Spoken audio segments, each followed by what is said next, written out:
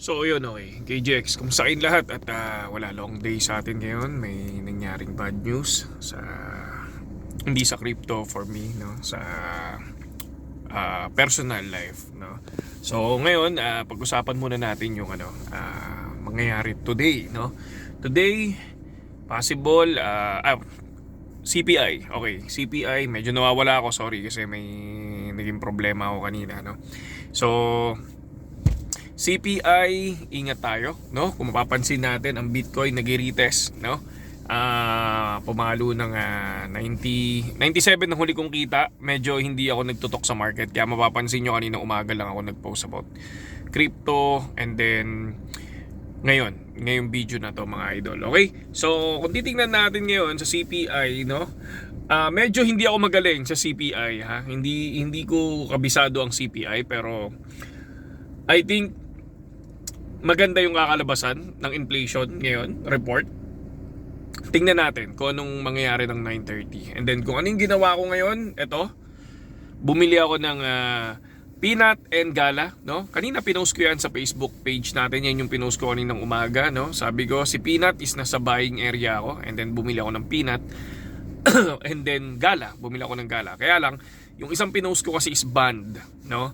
Pero mas pinili ko si Gala. Pero lumipad din si Band, no? Nagkaroon din ng profit si Band.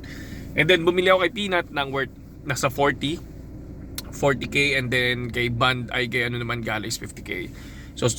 So far ang ganda ng profit, no? Tig 3k sila.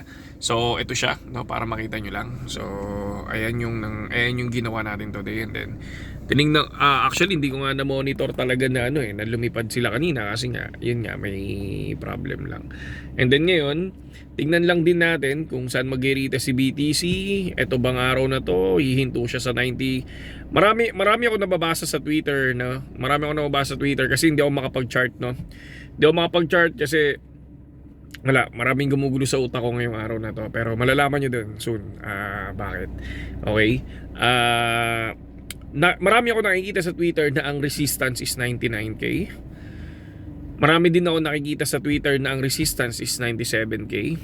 No, hindi ako makapag-analyze ng sarili ko. So tiningnan ko yung mga ginagawa ng mga ibang influencer. And then ETF naman for Ethereum, no? So nagkaroon ng inflow ng 330 million or 320 million US dollar, no, na pumasok, no, sa loob ng ETF for Ethereum.